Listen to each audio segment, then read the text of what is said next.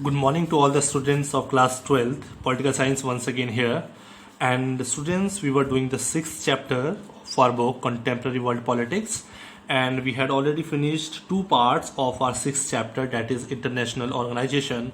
And today we are going to start the part third. And the topic for the day will be reform of structure and process, as we had already done a brief understanding of what do we understand by the reforms in the structures and process of UN. As in the last lecture I told you that the two basic structures changes which were needed by the people were organization structure and processes, and second was in the jurisdiction of the organization. In this I told you what were the matters or the subjects which people or the member states wanted change and why the changes were required or the reforms were required with the changing time phase. So in this I told you organization structure and process, they were mainly talking about the changes or the reforms to be made in the Security Council or the permanent and non-permanent members of the United Nations or the Security Council. Then I told you about the reviews of the issue that fall within the jurisdiction of the organization. In that I told you few of the thinkers or the members thought that UN should focus on peace and security missions, and the other group of members thought that it should focus on development and humanitarian work, that is health, education, environment, population control, human rights, gender and social justice. So today we are going to do it in detail. What do we understand by reform and structural processes? As after the Cold War, the situation at the global level kept on changing. The phase before 1991 was different, and accordingly UN was functioning. But after the phase, that is after the ending of Cold War, when the world was left with only one superpower, that is US, now there was a time to make few reforms and changes in the structure and process and jurisdiction of the United Nations. Okay, because the whole world was facing the new set of challenges now, as I told you in the last video, like genocide, civil wars, ethnic conflict, terrorism, nuclear proliferation, climate change, environmental degradation and epidemics. Such were the upcoming new problems to protect the world and have the cooperation and peace and development among the neighboring countries and the member countries of UN. These reforms in the structure and process were must now. So the very first point here, it's written, while the case for reform was widespread support, getting agreement on what to do is difficult. Although worldwide we were getting a widespread support for the reforms in the structure and process of the UN, but the agreement was, it was a bit difficult to make those reforms. Okay, debate over the reform of UN Security Council. So the first reforms which were made were for UN Security Council. A debate was made on that. In that, first point is, in 1992, remember the date, a UN General Assembly adopted a resolution. This is a document in the written form. It's like we can say suggestions where they required changes in the structure of the UN. Here were three main complaints. Under this 1992 resolution, there were three main complaints. What were these three main complaints which were put forward in the General Assembly of United Nations in 1992? The first one was the Security Council no longer represents contemporary political realities. This means contemporary political realities, that is after Cold War, that is 1991. Now the time has changed and now UN was not functioning properly. It was not representing the contemporary world realities now, because it was functioning as old as when it was established in 1945 to 1991. It was functioning okay, but after the Cold War, the situations and the circumstances around the world changed, and now there was a time to have some reforms and changes and improvements in this organization. The first complaint was Security Council was no longer representing contemporary political realities. It was not showing the reality. It was functioning on the old methods, where most of the developed countries were having their power under Security Council. Second is, its decisions reflect only Western values and interests and are dominated by the few powers. Here it means, as we know, Security Council, there are only 5 permanent members and 10 non-permanent members. This number makes total of 15.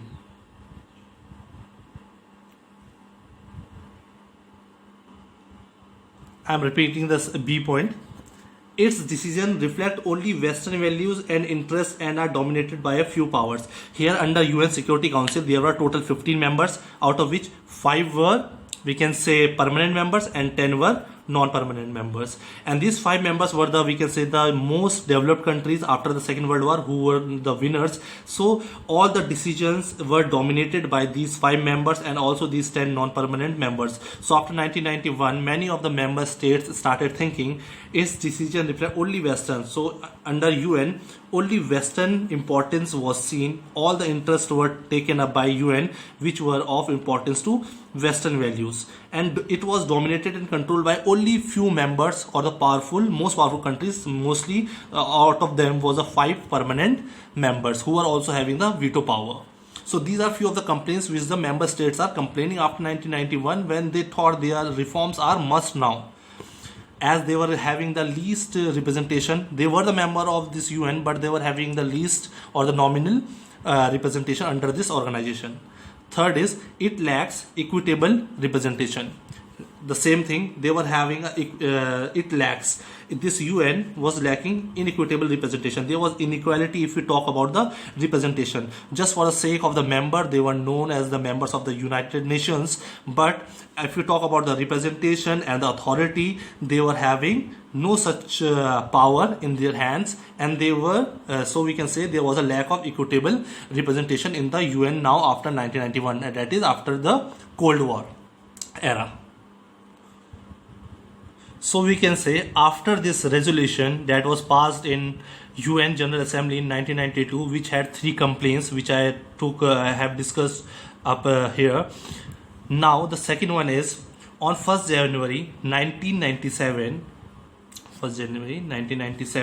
the UN Secretary General Kofi Annan initiated an inquiry into how the new Security Council members be chosen. After hearing those 3 complaints in 1992, now Kofi Annan, as the General Secretary, he took a initiative step to have some reforms and changes in the Security Council.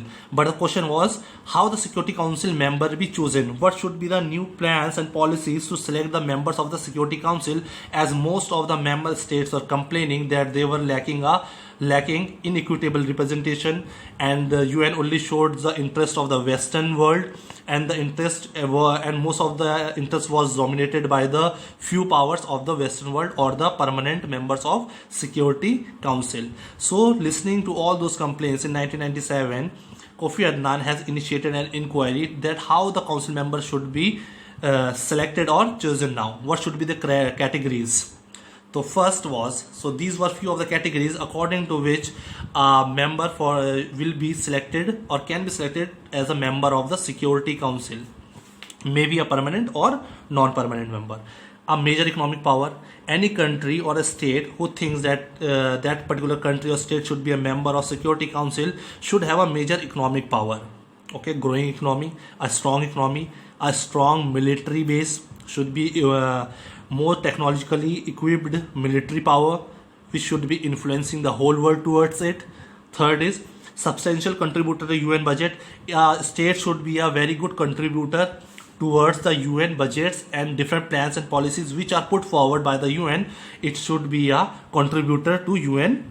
Okay, and D is a big nation in terms of its population. If we talk about the population, the nation should have a good and strong population, a quality population. E, a nation that respects democracy and human rights, and that particular nation should be following a democratic methods of political system and authorities, and it should also be focusing on the human rights. When a country is following a democratic political system and it also focuses on the human rights and providing the good lifestyle to its citizens, it means it can also be a part of UN. Last is a country that would make the council more representative of the world's diversity in terms of geography, economic system and culture. Any state who wants to join UN should have a good diversity in terms of, if you talk about geography, its geographical area, its economic growth, system, and also it should have a strong cultural background. So these were the few points put up by Kofi Annan Inquiry Committee that thought that these were few of the points or the categories or elements which should be important for any member to be a part of Security Council, permanent or non-permanent member. As mostly we are talking about the reforms in the Security Council of the United Nations with changing phase of time period, the reforms are must for its growth and development and proper coordination to maintain peace and decorum around the world as an international organization. So if you talk about the Security Council, there are 5 permanent members, as I told you, and those 5 permanent members are having a veto power. So in this particular topic, I'm going to make you understand what do we understand by veto power, and most of you must be knowing it since in class 9 10th you have already studied about it, but let's take it once again. In taking decision, the Security Council proceeds by voting. Whenever there is a meeting in the Security Council regarding any decision making, okay, there is a voting system. All members have one vote, and all the members of Security Council, non-permanent and permanent, that is 15 members, each member has one vote. However, the permanent member can vote in a negative manner if they are taking a decision, but a permanent member, or that is out of those 5 members, they can vote in a negative manner. What does this negative manner means here? That even if all other permanent and non-permanent members vote for a particular decision, suppose all the permanent and non-permanent member, that is 15 members, out of 15, 14 have voted in support of a particular decision. Okay, this should be done, but out of those 15, only one member does not agree to the decision taken by the 14 members. He can vote in a negative manner. He will go against the decision of the rest 14 members. This is called a negative vote, we can say. Okay, particular decision, any permanent member negative vote can neglect the decision. So if a single permanent member is not ready to take decision which others want to take, with his negative vote the decision will be neglected. This negative vote is the veto power. So we can say all the 5 permanent members have a veto power. A single member who is not agreeing with a particular decision or plans and policies, he can vote negative, and his negative vote has so much power that it can neglect the decision. Okay, next, moving forward, is some experts think that veto power should be abolished, that it given to only permanent members. Here many experts, with the changing phase of time, they thought that this system of veto power should be eradicated from the Security Council. As we can know, United Nations supports democracy, equality, sovereignty, but because of this method under permanent members they are given veto power, this shows so much of inequality under UN as an international organization, where few members are given so much of dominance to control the other members. So all the decisions which are taken in United Nations are according to these 5 permanent members. Any plans and policies which are going against their interest, they always vote in a negative manner, and that is their veto power. So here some experts think that this should be removed or abolished from the Security Council procedure. So after the World War II, the strongest countries given the privileged position and became the permanent members. So who are these permanent members? They are the ones who have the most dominant and the winners of the World War II. They were given these privileges as most of the economic funds and supporting agencies work because of these most developed countries around the world currently. Now moving forward, 6th point is the non-permanent members serves for 2 years and cannot be re-elected immediately after completing a term of 2 years. Here talking about non-permanent. These are also the members of Security Council, but they are non-permanent. They are just elected for 2 years, and once they are elected for 2 years and after their tenure is over, they are not immediately elected again for 2 years. Then they have to wait for a long period of time because there are total number of 193 members, as I told you.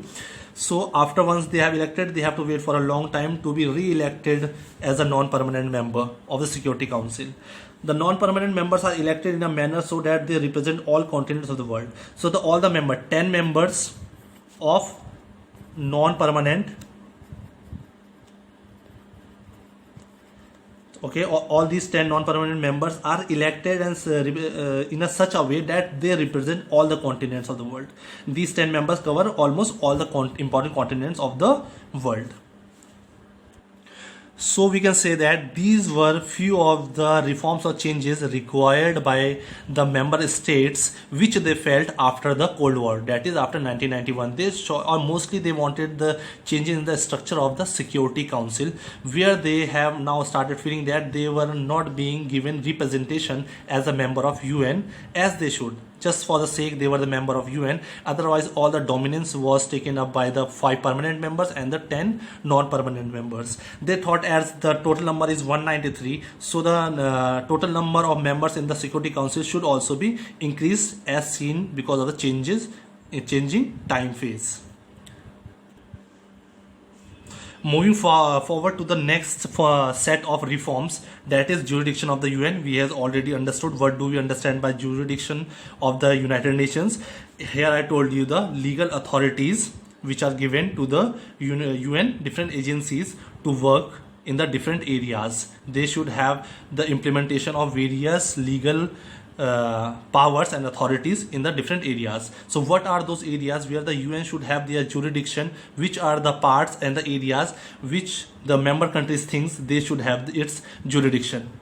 So here it started in a particular meeting where most of the leaders of all the member states met and they decided that how should UN be more relevant in the changing context.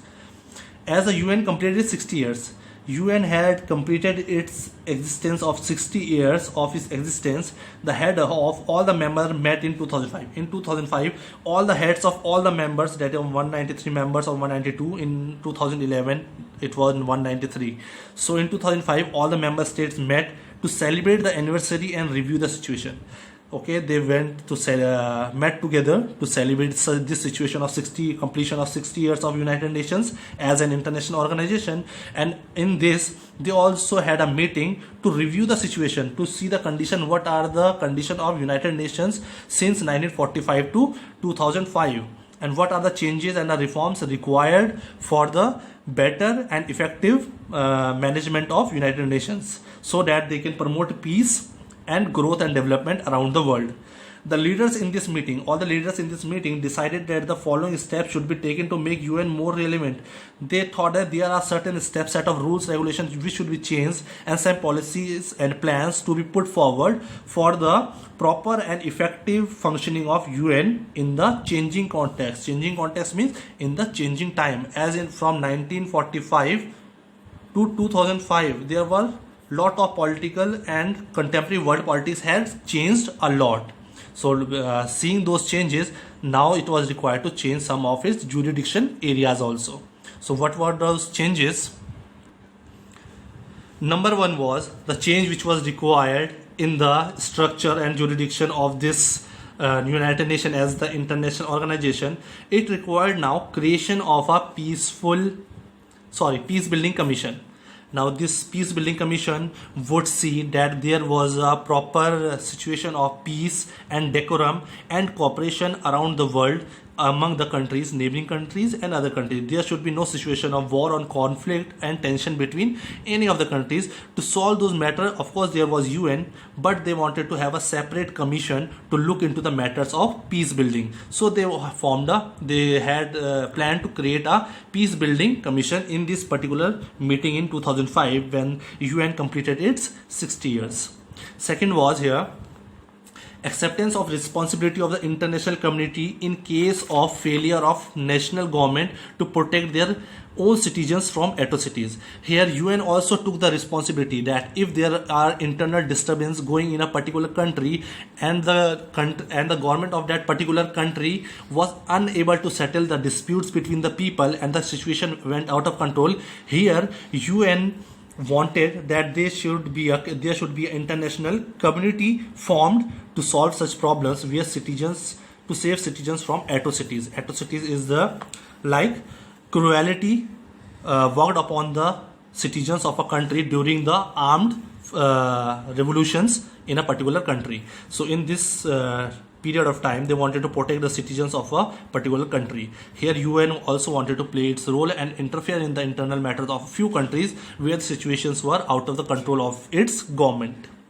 Third is establishment of Human Rights Council, and they had established it is operational, it is working since 19 June 2006. So after this meeting in 2005, in 19 June 2006 they had formed Human Rights Council, which looked all around the world to its member states that all there was no discrimination among the human beings based on the race, color, language, place of birth and country. So all this thought they saw that all the humans should be given equal rights and equal opportunities for their growth and development around the world.